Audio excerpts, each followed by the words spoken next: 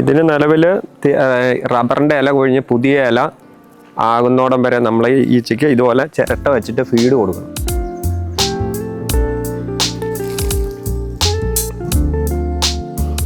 അപ്പോൾ ഇത് ഇന്ത്യൻ തേനീച്ചയാണ്.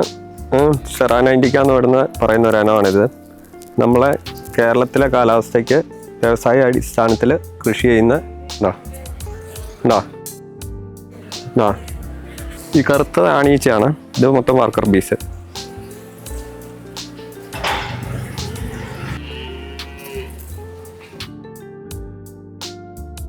ഇല നിലവിൽ ഇപ്പോൾ ഈ നിൽക്കുന്ന ഇല കണ്ടോ, റബ്ബറിൻ്റെ ഇത് കണ്ടോ, നമുക്ക് ഇത് പുതിയ ഇല ഒരു ജനുവരി ഫെബ്രുവരി മാസം മുതലൊക്കെ പുതിയ ഇലയാവും.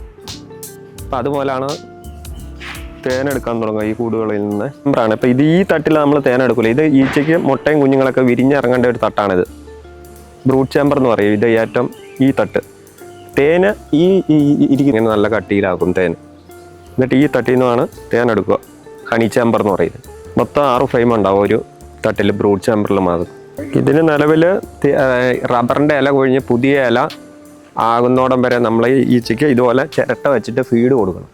പഞ്ചസാര ലൈന് 1:1 കലക്കിയിട്ട് ഓരോ കൂടിനും കൊടുക്കണം.